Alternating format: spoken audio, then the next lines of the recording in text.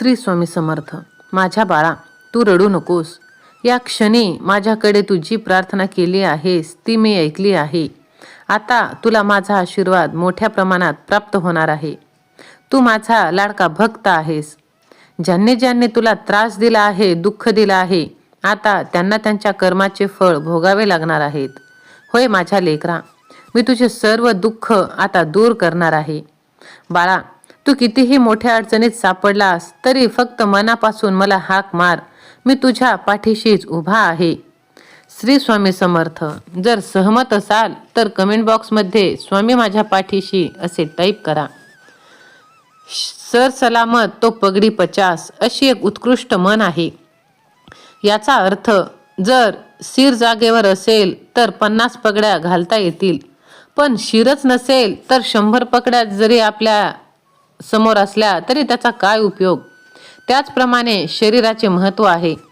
शरीर जर ठणठणीत असेल तर प्रपंच आणि परमार्थ दोन्ही करता येईल, पण शरीर प्रकृती जर बिघडली तर प्रपंच परमार्थ दोन्हीलाही मुकावे लागेल. गडगंज संपत्ती असली किंवा दिंगत कीर्ती मिळवली किंवा निरंकुश सत्ता संपादन केली तरी सुद्धा जेव्हा माणसाची शरीर प्रकृती ढासळते तेव्हा त्याला जीवन अक्षरशः भकास वाटू लागते. Health is wealth, health is heaven, health is harmony, health is harvest of happiness अशी वस्तुस्थिती आहे. उत्तम शरीर प्रकृती ही माणसाची खरी श्रीमंती आहे. कारण पैशाची श्रीमंती असून जर शरीर प्रकृती खराब असेल तर त्या श्रीमंतीला काहीही अर्थ उरत नाही. लुळ्या पांगळ्या श्रीमंतीपेक्षा धट्टीकट्टी गरिबी 1000 पटीने बरी. ते एका दृष्टीने खरेच आहे. शरीर प्रकृती जर उत्तम असेल तर जगण्यात राम आहे, नाहीतर लवकरच रामराम म्हणणे बरे असे वाटू लागते. रोगी माणसांना जर विचारले की तुम्ही जगता का, तर ते सरळ उत्तर देतील, मरत नाही म्हणून. शरीर हे माणसाला मिळालेलं भांडवल आहे. या भांडवलाचा उपयोग करून नराचा नारायण व्हायचे की नराचा वानर व्हायचे हे ठरविण्याचे काम आपले आहे. या शरीराचा सदुपयोग करून शरीराचे मंदिर करायचे की दारू पिऊन इतर घाणेरडी व्यसने करून शरीराचे गटार करायचे हे आपण ठरवायचे असते, अन्य कोणीही नाही. पण दुर्दैवाने माणसाला शरीराचे महत्त्व समजत नाही. याचे प्रमुख कारण म्हणजे शरीर माणसाला अगदी फुकट मिळालेले असते. आणि हे खरं आहे, जे फुकट मिळते त्याची माणसाला काहीच किंमत नसते. फुकट मिळाले की ते फुंकून टाकण्याकडेच माणसाची सहज प्रवृत्ती असते.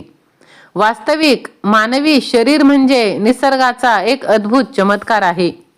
जर सूक्ष्म दृष्टीने मानवी शरीराकडे पाहिले तर मती गुंग होते व बुद्धी कुंठित होते. असे हे शरीर देऊन निसर्गाने मानवावर कृपेची बरसात केली आहे. पण या वस्तुस्थितीचे मोल माणसाला केव्हा कळते? ते तेव्हाच कळते जेव्हा माणसाच्या शरीरात बिघाड होऊ लागतो तेव्हा. त्याचप्रमाणे 5 कर्मेंद्रिय व 5 ज्ञानेंद्रिय हे 10 अलंकार असून विधात्याने माणसाच्या देहावर हे अलंकार चढवून त्याचा जणू काय गौरवच केला आहे. हात, पाय, डोळे, कान, नाक, जीभ असे हे एक एक अलंकार एवढे मौल्यवान आहेत की कोट्यावधी रुपये खर्च करून सुद्धा ते आपल्याला बाजारात विकत घेता येणार नाहीत.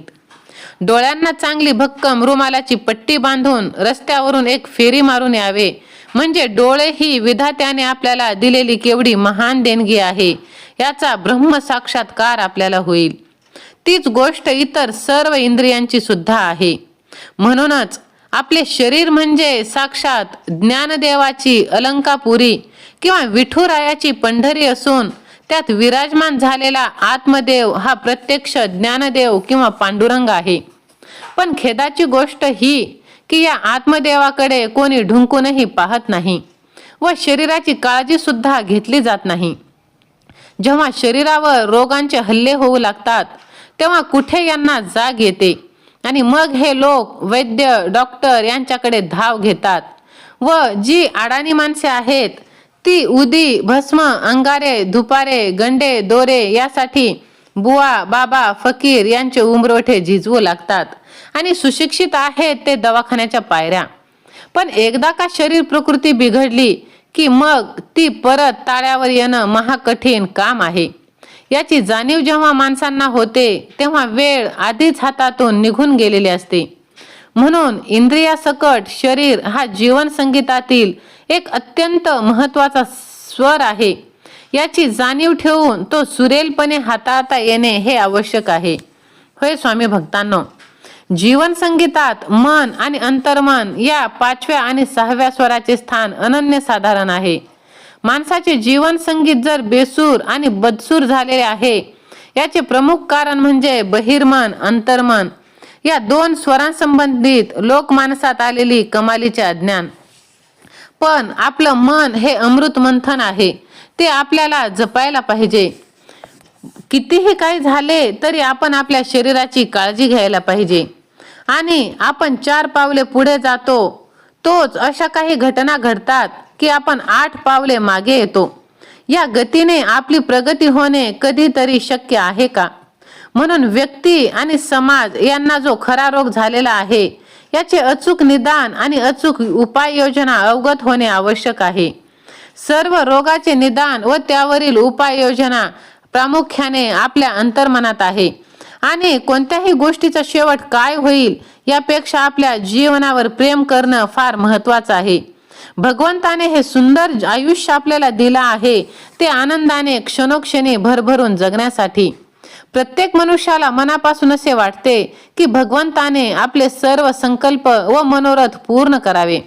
श्री ज्ञानेश्वर माऊली सुद्धा देवाजवळ मागणे मागतात की जे जे वांछिल तो ते लाहो प्राणी जात. वास्तविक पाहता आपण देवाजवळ लाडीवाळपणे मागायचे व देवाने आपल्या मनोकामना पूर्ण करायच्या अशी व्यवस्था निसर्गाने ईश्वराने आपल्या जीवनातच करून ठेवली आहे.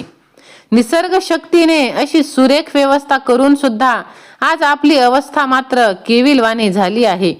याचे एकमेव कारण हे की माणसाला निसर्ग शक्तीने आपल्यासाठी अशी व्यवस्था करून ठेवली याची मुळी सुद्धा जाणीव नाही. म्हणूनच कल्पतरूच्या झाडाखाली बसावे असता आपण जे मागावे ते तात्काळ प्राप्त होते असे पुराणात उल्लेख सापडते. म्हणूनच ते पुराणातल्या गोष्टी सोडून द्या. निसर्गाची ईश्वरावरील व्यवस्था न समजल्यामुळे आपल्यासारखी सामान्य माणसे शंकराजवळ जे मागतात ते मागत नाही व जे मागू नये ते नेमके मागतात आणि याचा परिणाम उलट होतो.